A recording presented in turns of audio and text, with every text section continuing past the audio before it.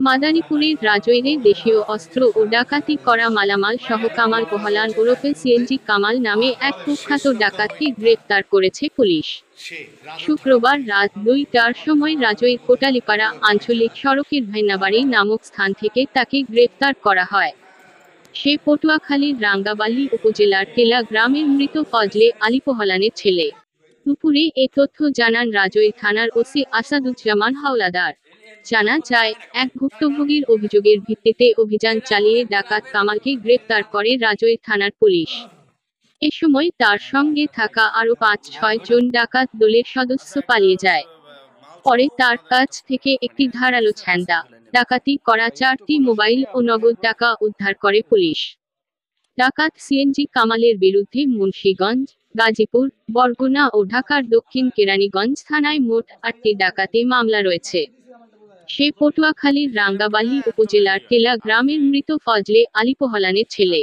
ঢাকার দক্ষিণ কেরানীগঞ্জের চড়াইল এলাকায় বাসা ভাড়া থেকে ডাকাতি কার্যক্রম পরিচালক করত ডাকাত সিএনজি কামাল।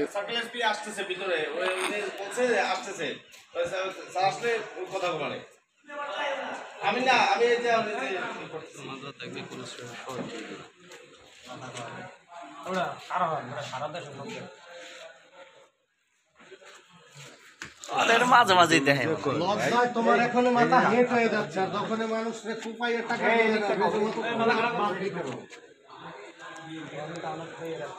দেখলে তাই ও দেখে রেখে যা করতে পারে করুক।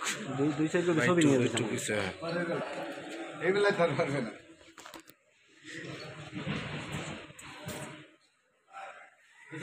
না ভাই আমি একটু সামনে যাবো কিন্তু আমি একটা স্টিল ছবি নিয়ে একটু একটু পিছে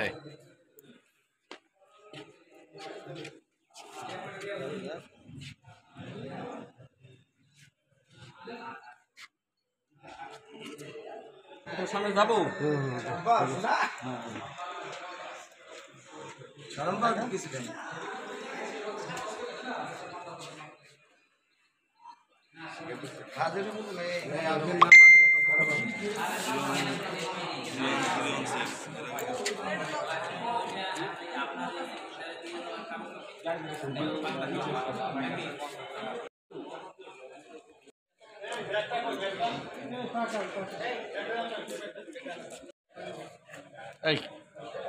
আরে টুটুল ভাই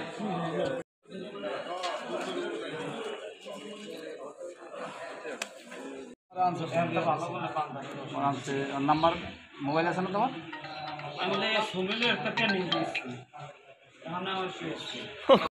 এখানে অটোতে আইছিল, অটোতে আসার পর অটোর মধ্যে আচ্ছা আপনার 7 জন